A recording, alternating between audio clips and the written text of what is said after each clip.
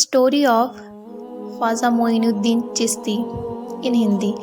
ہمارے خواجہ غریب نواز 14 رجب 536 ہجری کو سوموار کے دن سیستان عراق کے دیس میں ایک گاؤں میں پیدا ہوئے۔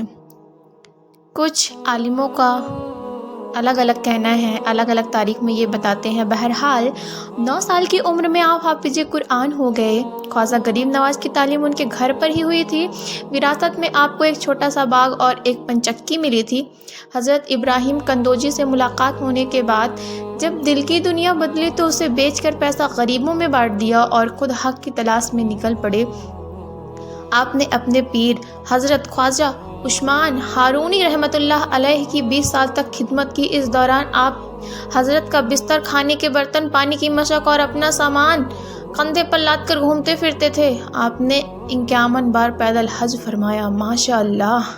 52 سال کی عمر میں آپ نے 587 ہجری سن 1192 عیسوی میں ہندوستان تشریف لائے۔ یہ مبارک موقع تھا جب ہمارے خواجہ غریب نواز ہندوستان میں آئے۔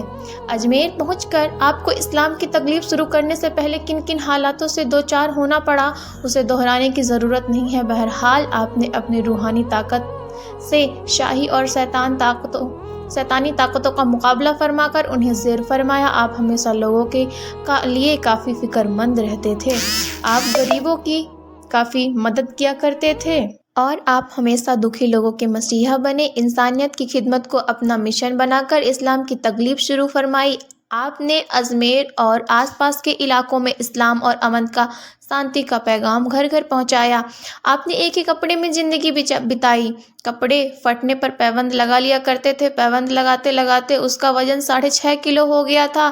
6 رجب 633 ہجری میں آپ اجمیر میں پردہ فرما گئے۔ انتقال کے بعد آپ کی پیشانی اور نورانی حرفوں میں لکھا ہوا تھا: حاجی حب البالا ماتا فی قطب اللہ، مطلب کہ اللہ کا یہ دوست ہے جو اللہ کی محبت میں وفات پائی۔ حضرت خواجہ معین الدین چشتی رحمۃ اللہ علیہ کی برکت سے ہندوستان میں اسلام کا نور پھیلا۔ ماشاء اللہ! آپ نے کبھی بھر پیٹ کھانا نہیں کھایا۔ کئی دنوں تک بھوکے رہنے کے بعد سوکھی روٹی کے ٹکڑوں کو پانی میں بھگو کر کھا لیا کرتے تھے۔ 24 گھنٹے کے اندر قرآن شریف کی تلاوت کر لیا کرتے تھے۔ آپ نے تقریباً 70 سال تک لگاتار پوری رات آرام نہیں فرمایا اور آپ 70 سال تک دن رات اکثر اوقات وضو رہے۔ آپ تو ولی تھے، لیکن آپ جس پر ایک نظر ڈال دیتے تھے وہ بھی ولی ہو جاتا تھا۔ قربان جاؤں!